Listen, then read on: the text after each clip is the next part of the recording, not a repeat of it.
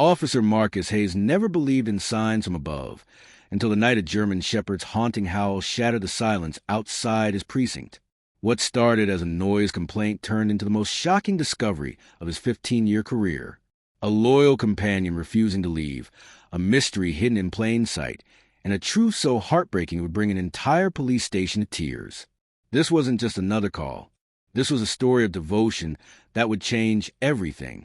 Before we begin, if you love stories about incredible animal loyalty and heartwarming rescues, hit that subscribe button and ring the notification bell. Your support helps us share these amazing true stories with the world. And don't forget to comment below if you've ever witnessed an animal's unwavering devotion. Now, let's dive into this incredible tale. The fluorescent lights of the Cedar Ridge Police Station hummed their usual monotonous tune as Officer Marcus Hayes poured his fourth cup of coffee that night. The graveyard shift had been quiet, almost too quiet, with nothing but paperwork and the occasional drunk driver to break the tedium. Outside, the November wind rattled the windows, carried with it the first hints of winter's bitter promise. Marcus was a veteran of the force. 15 years of service etched into the lines around his eyes and the gray threading through his dark hair. He'd seen it all, or so he thought. Domestic disputes, gang violence, missing persons, the full spectrum of human tragedy and triumph. But nothing in his training, nothing in his experience, could have prepared him for what was about to unfold. It started just after midnight. A sound, distant at first, barely audible over the hum of the building's heating system. Marcus lifted his head from the incident report he'd been typing, his fingers hovering over the keyboard. There was again, clearer this time, a howl, long and mournful, cutting through the cold night air like a knife through silence. He frowned, setting down his coffee mug with a soft clink against the desk. Coyotes weren't uncommon in the area, especially as winter approached and food became scarce. They'd venture closer to town, rummaging through garbage, their yips and howls echoing through residential streets. But this sound was different, deeper, more purposeful, almost human in its desperation. The howl came again, and this time it didn't stop. It rose and fell in waves of anguish, a primal cry that seemed to carry the weight of the world within it. Marcus pushed back from his desk and walked to the window, peering out into the darkness. The parking lot was empty save for the handful of patrol cars sitting silent in their designated spots, their windshields already glazed with a thin layer of frost. "You hearing that?" Officer Janet Rodriguez appeared beside him, her young face creased with concern. She'd only been with the department for 2 years, still green but sharp, with instincts that Marcus respected. "Hard not to," Marcus replied, his breath fogging the cold glass. "Sounds close." "Real close," Janet agreed. She crossed her arms, shivering slightly despite the warmth inside. "Think it's injured?" Marcus didn't answer immediately. He watched the darkness beyond the parking lot, where the streetlights faded into shadow and the woods began their silent vigil. The howling continued, relentless, refusing to be ignored. There was something about it that made his chest tighten, something that spoke to a deeper instinct he couldn't quite name. "I'm going to check it out," he said finally, reaching for a jacket. Janet nodded. "Want backup?" "Nah, probably just a stray. Keep monitoring the radio. I'll call if I need anything." The cold hit him like a physical blow the moment he stepped outside. Marcus zipped his jacket up to his chin and adjusted his duty belt, his hand instinctively brushing against his flashlight. The howling had stopped momentarily, leaving an eerie silence in its wake. He stood on the precinct steps, scanning the parking lot and the street beyond. Then he saw it. At the edge of the parking lot, where the asphalt met the grass and the shadows grew thick, a figure sat perfectly still. Even from a distance, Marcus could make out the distinctive silhouette, the pointed ears, the noble bearing, the substantial size. A German shepherd, its dark coat blending almost seamlessly with the night. As if sensing his gaze, the dog lifted its head and howled again. The sound was even more powerful up close, vibrating through Marcus's chest, stirring something primal in his own being. But what struck him most wasn't the volume or the mournfulness of the cry. It was a direction. The dog wasn't howling at the moon or at some distant prey. It was howling directly at the police station, its gaze fixed on the building with an intensity that was almost unsettling. Marcus descended the steps slowly, his boots crunching on the frost-covered ground. "Easy there, boy," he called out, his voice calm and measured. "Nobody's going to hurt you." The dog stopped howling, but didn't move. Its eyes, reflecting the parking lot lights, tracked Marcus's every step. There was intelligence in that gaze, purpose, and something else, desperation. As Marcus drew closer, he could see the dog more clearly. It was a magnificent animal, probably a purebred, with a thick coat and powerful build. But there were signs of wear. Mud caked its paws and belly, burrs tangled in its fur, and around its neck, a collar, worn but still intact, suggesting this was no wild animal but someone's companion. "Where's your owner?" "Huh?"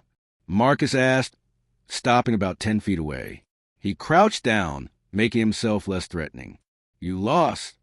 The German shepherd stood, its movement fluid despite what must have been hours of sitting in the cold. It took 2 steps toward Marcus, then stopped, looking back over its shoulder toward the woods. Then it looked at Marcus again, took another step forward, and whined. The sound was different from the howl, softer, more pleading. The dog repeated the gesture, a step toward Marcus, a glance back at the woods, another whine. It was trying to communicate. Marcus realized with a start, not just making noise, but attempting to convey a message. "You wanted to follow you?"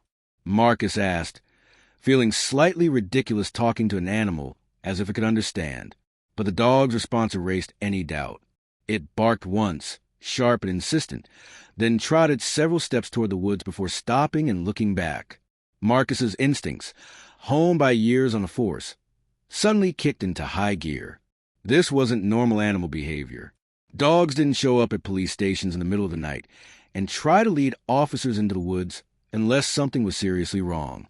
He thought of Lassie, that old TV show his grandmother used to watch. "Timmy's in the well." The phrase popped into his head unbidden, and despite the gravity of the situation, he almost smiled. But the smile faded as quickly as it came. If this dog was trying to lead him somewhere, there was a reason. And given the desperation in its howls, the reason probably wasn't good. Marcus pulled out his radio. "Rodriguez, you copy?" Janet's voice crackled through immediately. "Copy, Hayes. What's your status?" "I've got a German shepherd out here that seems to want to follow it into the woods. I'm going to check it out." There was a pause.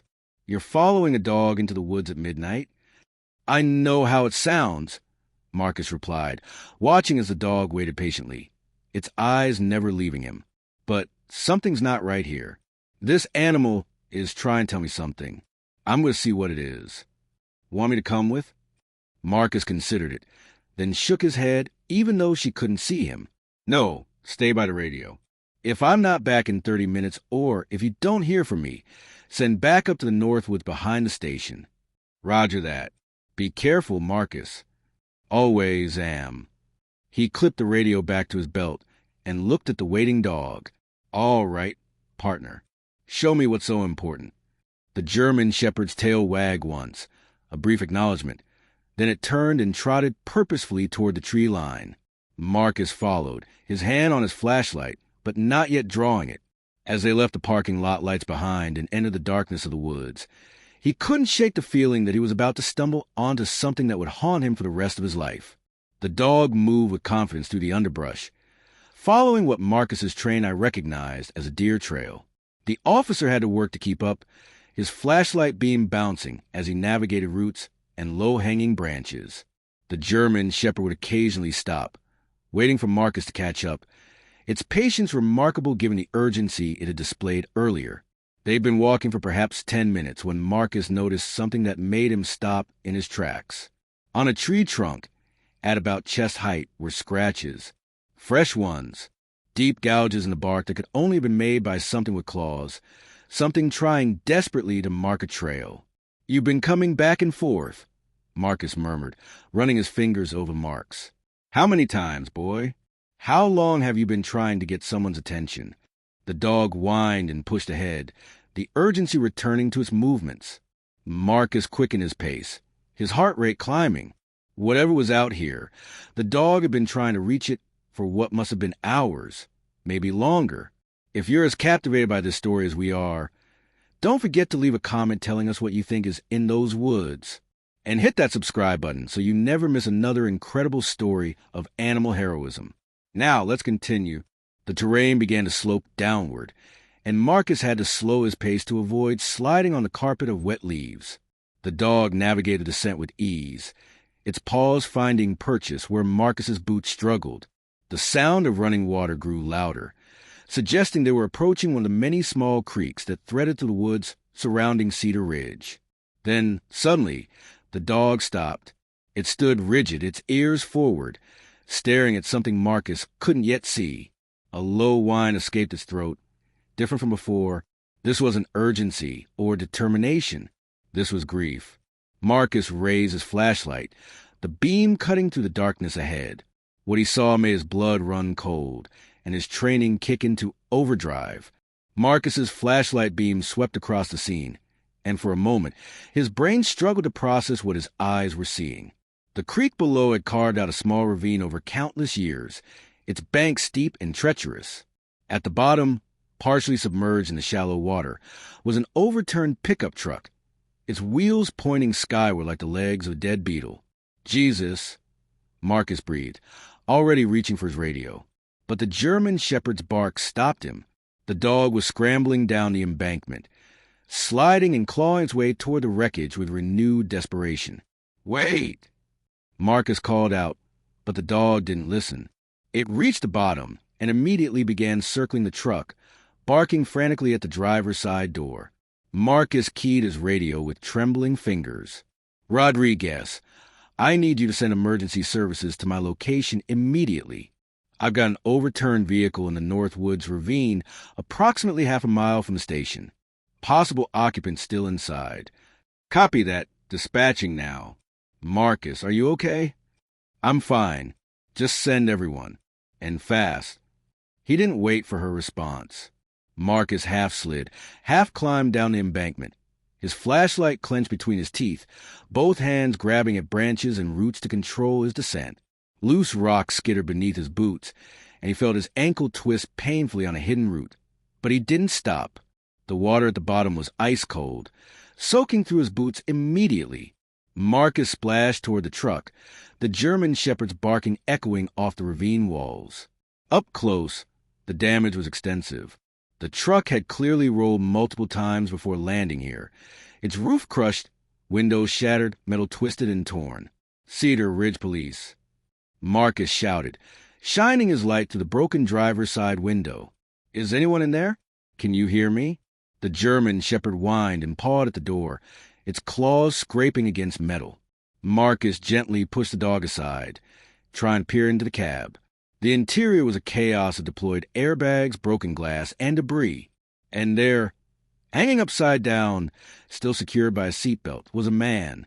Marcus's heart sank. The man's face was pale, too pale, his eyes closed. Blood had run from a gash on his forehead, though it looked dried now, suggesting this accident hadn't happened in the last few minutes.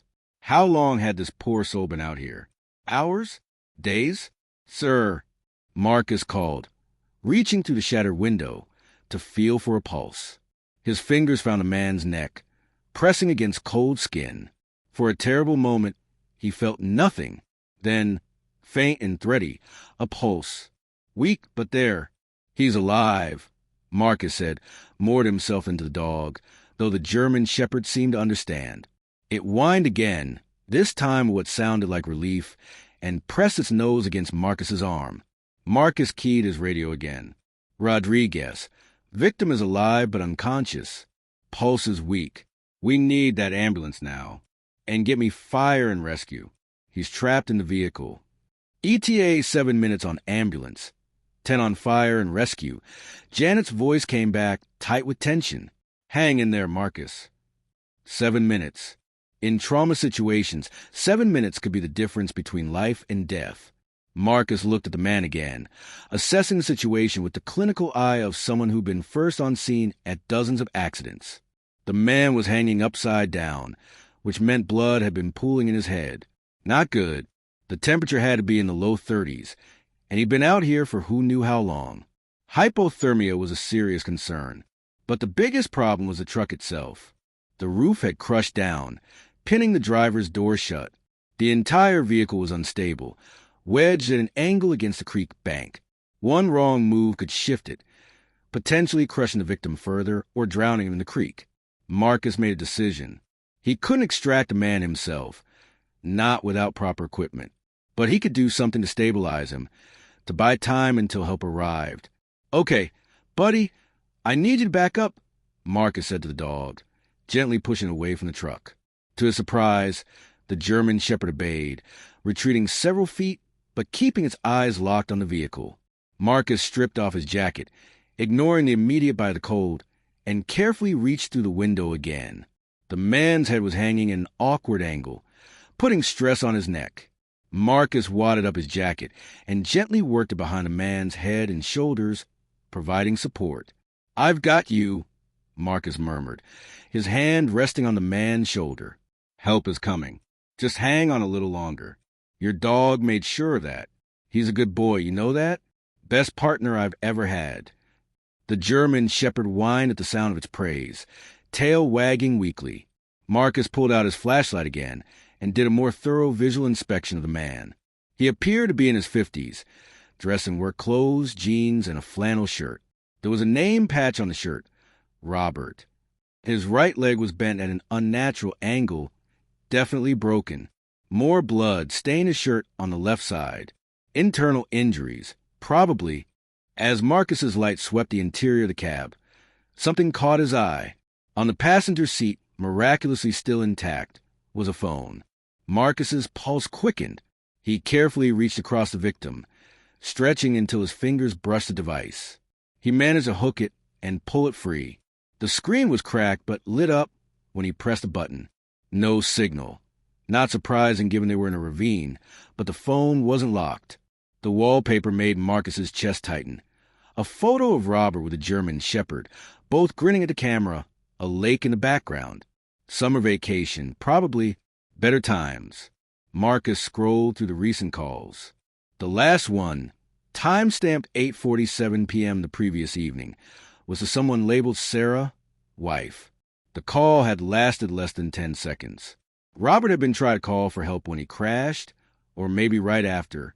That meant he'd been out here for over 27 hours. "God almighty," Marcus whispered. 27 hours trapped in a crashed truck, hanging upside down in freezing temperatures. The fact that Robert was still alive was nothing short of miraculous. And the only reason help was coming now was because of the dog. Marcus looked at the German Shepherd, who was shivering now, its fur soaked from the creek. The dog had stayed with its owner through the entire ordeal. It had tried to help, digging at the door, barking for attention. And when that didn't work, it had done the one thing it could think of. It had gone for help. "How far did you run to find that police station?" Marcus asked softly. The dog tilted its head, and Marcus could swear he saw understanding in those dark eyes. "Must have been miles. And then you had to convince me to follow you back. You never gave up on him, did you?" "Not for a second." The sound of sirens in the distance brought Marcus back to the present. He climbed out of the creek and scrambled up the embankment, waving his flashlight to guide the emergency vehicles. Within minutes, the quiet ravine was transformed into a hive of controlled chaos. Paramedics descended with equipment, their practiced hands working quickly to assess Robert's condition. Firefighters brought the jaws of life, the hydraulic rescue tools needed to pry open the crushed truck. Janet Rodriguez appeared at Marcus's side, draping a blanket over his shoulders. "You're soaked," she said, concern evident in her voice. "I'm fine," Marcus replied, though his teeth were chattering. "The victim, Robert, he's been out here since last night. Hypothermia, broken leg, possible internal bleeding. But he's tough. He's still fighting." "And the dog?" Janet asked, watching as the German Shepherd paced anxiously near the rescue operation, kept back by one of the firefighters. "The dog saved his life," Marcus said simply. "That's the only reason we found him in time." The rescue took another 40 minutes. The firefighters worked with precision, cutting away metal, stabilizing the vehicle, carefully extracting Robert while the paramedics maintained his vitals. Marcus watched it all, the German shepherd press against his legs, both of them unable to look away.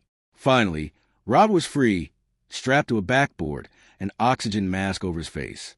As the paramedics carried him toward the waiting ambulance, the German shepherd broke free from Marcus's gentle hold and ran after them, barking desperately. "Wait," Marcus called to the paramedics. They paused, and Marcus caught up with the dog. He knelt beside it, one hand on its collar, the other gesturing to the stretcher. "Look, boy, he's alive. You did it. You saved him." As if understanding, the German shepherd stood on its hind legs, front paws braced on the edge of the stretcher. It gently licked Robert's hand, whining softly. And then, impossibly, Robert's fingers twitched. His eyes fluttered open, unfocused and confused, but open. "Max," Robert whispered, his voice barely audible through the oxygen mask. "Good boy, Max." The paramedic quickly checked Robert's vitals again, surprise evident on her face. "Sir, I need you to stay still. You've been in an accident. We're taking you to the hospital." But Robert's eyes had found the German shepherd, and tears were streaming down his temples. "Max stayed," he murmured. "Didn't leave me." "No, sir, he didn't," Marcus said, his own voice thick with emotion. "He went and got help. Brought me right to you. He's a hero." Robert's eyes closed again, but there was a hint of a smile on his pale lips. The paramedics resumed their swift movement toward the ambulance, but Marcus noticed one of them discreetly wipe at her eyes. This story is touching hearts around the world. If it's touching yours too, please subscribe and share it with someone who needs to hear this message of loyalty and love. Comment below if you have a furry friend who would do the same for you. Now, let's see what happens next. As the ambulance pulled away, lights flashing and siren wailing, Marcus stood with Max in the cold dawnlight that was just beginning to break over the trees. The German shepherd watched until the ambulance disappeared from view, then looked up at Marcus, as if asking what to do next. Marcus crouched down, running his hands over Max's muddy, wet fur. "Come on, partner. Let's get you warmed up and fed. You've more than earned it." The Cedar Ridge Police Station had transformed into an impromptu animal shelter by sunrise. Max lay on a pile of blankets in the break room, surrounded by a ring of admiring officers. Someone had brought dog food from the nearby 24-hour Walmart. Someone else had contributed an old towel and a brush. The German shepherd had been fed, dried, and was now sleeping the exhausted sleep of a warrior who had finally completed his mission. Marcus sat at his desk, his own exhaustion settling into his bones like lead. He'd changed into a spare uniform and downed enough coffee to fuel a small army, but his mind wouldn't stop replaying the night's events. He'd already filed his report, the words feeling inadequate to capture what had actually happened.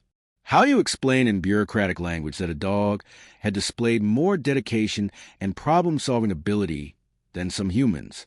His phone rang, startling him from his thoughts. The hospital. "Officer Hayes? This is Dr. Patricia Chun from Cedar Ridge Memorial. I'm calling about Robert Morrison, the accident victim you brought in."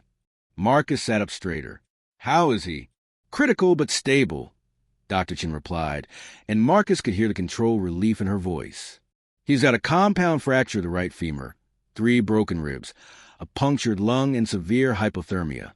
Another few hours, and we would have been having a very different conversation. But he's going to make it? Barring complications, yes. He's incredibly lucky. The hypothermia actually worked in his favor, slowed his metabolism, reduced bleeding. And someone stabilized his head and neck at the scene, which prevented further injury. Was that you?" "I did what I could until professionals arrived," Marcus said modestly. "Well, you should know you saved his life. Officer Hayes. You and—" She paused, and Marcus could hear papers rustling. "According to his wife, who's here with him now, you and his dog Max. She says Max is a German shepherd they've had for 5 years. Apparently, Robert takes Max everywhere. The dog was in the truck when the accident happened."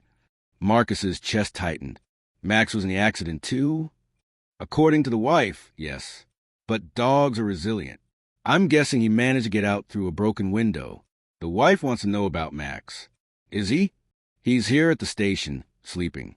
A bit cold and tired, but otherwise fine.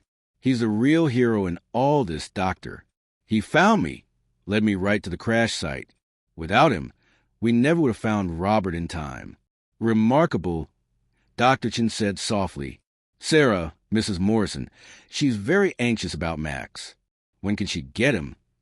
Marcus looked through the doorway at the sleeping dog. Tell her Max is safe and well cared for. She can pick him up any time, but maybe after she's had some rest? It's been a long night for everyone. After ending the call, Marcus walked to the break room. Janet Rodriguez was there, sitting on the floor next to Max, gently stroking his head. The dog's eyes were half open, the stress of the ordeal still evident in the way his muscles occasionally twitched. He's dreaming, Janet said softly, probably reliving it all. Marcus lowered himself to the floor on Max's other side. Robert's going to make it. Dr. Chin says another few hours, and it would have been too late. Because of Max, Janet said, and it wasn't a question. Because of Max, Marcus confirmed. They sat in comfortable silence for a while, both lost in their own thoughts. Around them, the station slowly came back to life as the day's shift arrived. Word of the rescue had spread quickly, and soon there was a steady stream of officers stopping by to see the hero dog. Captain James Thornton, a gruff man in his 60s who rarely showed emotion, knelt down and scratched Max behind the ears. In 30 years on this force, I've never seen anything like it, he said, his voice gruff but warm. This dog tracked for miles in the dark.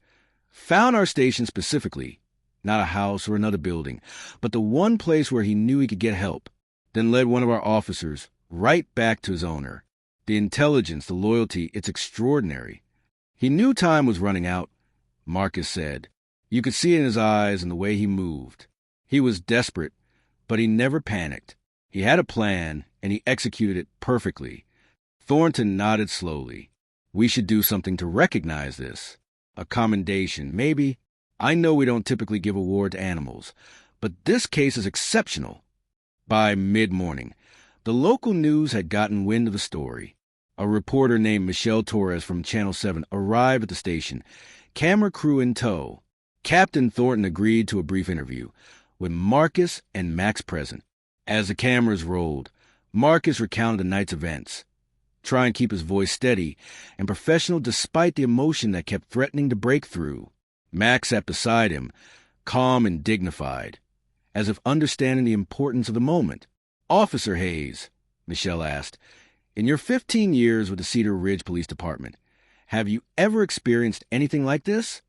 Marcus looked down at Max, who looked back up at him with those intelligent, soulful eyes. No, ma'am, I haven't. I've seen acts of bravery. I've seen dedication. I've seen people go above and beyond. But what Max did, he traveled miles in the dark, in freezing temperatures, to find help. He didn't give up when the first person he encountered didn't understand. He kept trying, kept howling until someone paid attention. And then he led me right back to his owner, never once doubting that I would follow. That's not just instinct. That's love. That's loyalty. That's courage. The interview aired on the noon news and went viral within hours. By evening, Max's story was trending on social media. People from across the country were calling the station, asking about the hero dog, offering donations, sharing their own stories of canine loyalty. Sarah Morrison arrived at the station just after 6 p.m. She was a small woman in her early 50s, her eyes red from crying, exhaustion evident in every line of her face. Marcus met her at the front desk, and before he could say anything, she wrapped her arms around him. Thank you, she sobbed into his shoulder. Thank you for finding him. Thank you for saving his life. Marcus awkwardly patted her back. Ma'am, you should be thanking Max. I was just the one he chose to follow him. Sarah pulled back, wiping her eyes. Can I see him? Is he really okay? He's more than okay. He's resting. Follow me. Marcus led her to the break room, where Max was just waking from another nap. The moment the dog saw Sarah, his entire body began to wag, not just his tail. He leaped up, all exhaustion seemingly forgotten, and bounded to her. Sarah dropped to her knees, and Max covered her face with kisses, whining and crying that way dogs do when they're overwhelmed with joy. Sarah was crying, too, holding Max's face in her hands, pressing her forehead to his. "You saved him," she whispered. "You saved Daddy. Good boy, Max. Such a good boy." Marcus had to turn away, the emotion in the room too raw, too pure. Janet appeared beside him, handing him a tissue even though he insisted he didn't need it. Sarah finally looked up at Marcus, her arm still wrapped around Max's neck. "The doctor told me what happened, how long Robert was out there, how close it was. If Max hadn't found you—" She couldn't finish the sentence. "But he did," Marcus said gently, "and that's what matters. Robert's going to recover. Thanks to Max. The doctor says Robert was calling for Max when he woke up," Sarah continued, her voice breaking. Even semi-conscious in all that pain, he was worried about his dog. He kept saying Max's name, asking if Max was safe. Fresh tears spilled down her cheeks. They loved each other so much. Robert always said Max was his best friend, his shadow. Everywhere Robert went, Max went. They were together in the truck, and Robert must have been terrified that Max was hurt or worse. Marcus crouched down beside them. "Max is fine, Mrs. Morrison. A little cold, a little tired, but nothing that food and rest won't fix. He's a remarkable animal. Can I take him to see Robert?" Sarah asked. "I know hospitals don't usually allow pets, but given the circumstances—" Marcus stood, an idea forming. "Let me make a call." 20 minutes later, it was arranged. Dr. Chun, moved by the story and understanding the therapeutic value of reuniting patient and pet, had agreed to allow Max to visit Robert in the ICU, with certain precautions. If this story is warming your heart, imagine how many other people need to hear it. Hit that subscribe button and share this video with everyone you know. Sometimes the world needs reminders of pure love and loyalty. Comment, "Max is a hero," if you agree, and let's keep going. Marcus drove Sarah and Max to the hospital in his patrol car, the German shepherd sitting calmly in the back seat, as if understanding the importance of this visit. At the hospital, they were met by Dr. Chun and a nurse, who led them through a maze of corridors to the ICU. "He's awake, but very weak," Dr. Chun explained as they walked. "He's been asking for Max constantly. When we told him Max was safe and coming to visit, his vitals actually improved. The power of that bond is real." They stopped outside Robert's room. Through the window, Marcus could see a man surrounded by machines, tubes, and monitors. But Robert's eyes were open, tracking toward the door as if he could sense something important was about to happen. Dr. Chen opened the door, and Sarah entered first. Followed by Max, Marcus stayed in the doorway, giving the family their moment. The sound Robert made when he saw Max was something Marcus would never forget. Part sob, part laugh, entirely joyful despite the pain he must have been in. Max, showing more gentleness than Marcus would have thought possible for such a large dog, approached the bed slowly, tail wagging in careful, measured beats. "Max," Robert croaked, lifting one hand weakly from the bed. "My good boy, my Max." Max stood on his hind legs, front paws carefully placed on the edge of the bed, and touched his nose to Robert's hand.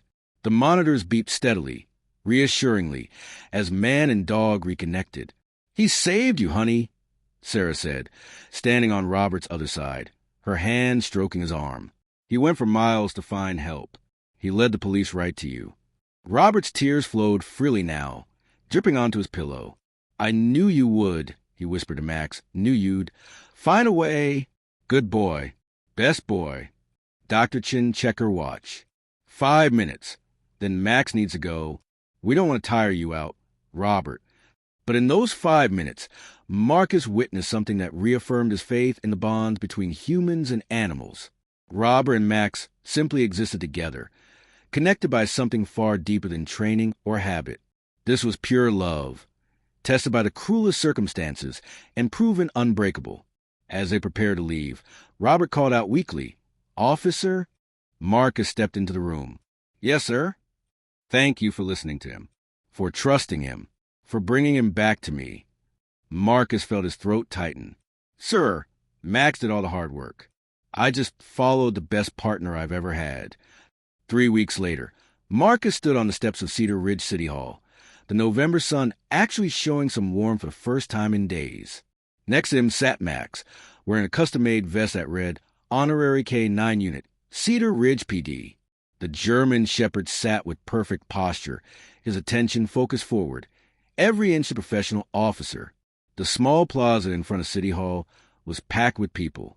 News crews, local residents, children from nearby schools, all gathered to witness something that had never happened in Cedar Ridge's history, the official commendation of a civilian dog for heroism.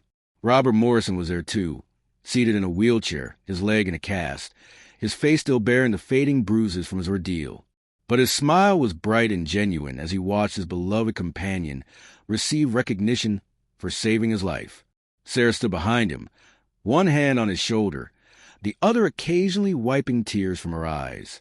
Mayor Elizabeth Crawford approached the podium, and the crowd quieted.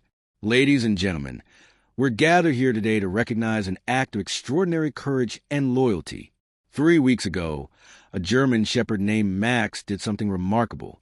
When his owner, Robert Morrison, was trapped in an overturned vehicle after an accident, Max didn't panic.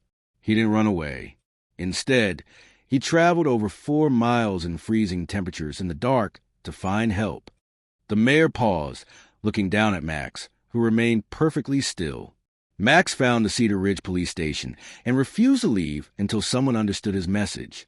He led Officer Marcus Hayes through treacherous terrain, directly to his owner. Without Max's intelligence, determination, and unwavering loyalty, Robert Morrison would not be with us today. The crowd erupted in applause. Children cheered, and Marcus noticed several people wiping their eyes. He understood. There was something profoundly moving about this story, something that touched a universal truth about the bonds we form with our animal companions. Captain Thornton stepped forward, carrying a small box. Max, he announced, his gruff voice carrying across the plaza. By the authority of the Cedar Ridge Police Department, I hereby award you the Medal of Valor for civilian heroism.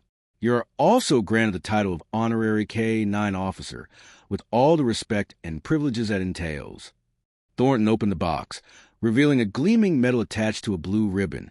He carefully placed it around Max's neck, and the German shepherd sat even straighter, if that was possible, as if understanding the weight of the honor being bestowed upon him. The crowd's applause intensified. Marcus felt his chest swell with pride, not for himself, but for this incredible animal who had proven that heroism came in many forms. After the ceremony, as people lined up to meet Max and take photos, Marcus found himself standing with Robert and Sarah. Robert reached out from his wheelchair and gripped Marcus's hand. I've been meaning to ask you something, Robert said. Sarah and I talked about it, and we want to know if you consider being Max's, I guess you'd call it godfather, someone who'd take care of him if anything ever happened to us. Marcus felt emotion well up again. Robert, I'd be honored, but nothing's going to happen to you. You're too tough, and Max won't allow it. Robert laughed, then winced at the pain it caused. True enough, but seriously, you and Max have a bond now. He talks about you, in his way. Marcus looked down at Max, who was patiently accepting pets from a group of children. I think about him, too. That night changed me, Robert. It reminded me why I became a cop in the first place. To help people, to make a difference. Max gave me that reminder. Over the following months, Marcus became a regular visitor to the Morrison household. He'd stop by after his shift, spending time with Max, taking him for walks, just sitting on the porch talking with Robert as he recovered. The bond between officer and dog deepened, becoming something neither could quite put into words but both understood perfectly. Max's story continued to inspire people. Schools invited Marcus and Max to speak at assemblies about loyalty and courage. The video of Max receiving his medal went viral, accumulating millions of views. Letters poured in from around the world. People sharing their own stories of animal heroism, thanking Max for reminding them of the goodness that existed in the world. But for Marcus, the real impact was more personal. He'd spent 15 years seeing the worst of humanity. The violence, the cruelty, the casual indifference to suffering. Max had shown on the other side the capacity for a pure, selfless love that asked nothing in return. One evening, 6 months after the rescue, Marcus sat on the Morrisons' porch with Robert, Both men held beers, watching the sun set over the mountains. Max lay between them, his head resting on Marcus's boot. "You ever think about that night?" Robert asked. Marcus took a sip of his beer. "All the time." "Me too. I remember hanging there in the dark, cold, pain everywhere. I kept fading in and out, but I could hear Max. He was there, right outside the truck, and I could hear him trying to dig, trying to get to me. Then he disappeared, and I thought—" Robert's voice caught. "I thought he'd left me. Given up." "He never gave up," Marcus said firmly. "Not for a second. I know that now. He was going for help. Smart enough to know he couldn't do it alone. Brave enough to leave me and find someone who could. Do you know what that takes? To leave someone you love when they're in danger, trusting that you'll find help and make it back in time." Marcus looked down at Max, whose tail thumped once against the porch. "That takes more courage than most humans possess." "Exactly," Robert said. "Max could have stayed with me, and we both would have died. Instead, he made the hard choice, the right choice." He paused, taking a long drink. "You made the right choice too, Marcus. You could have dismissed him as just another stray.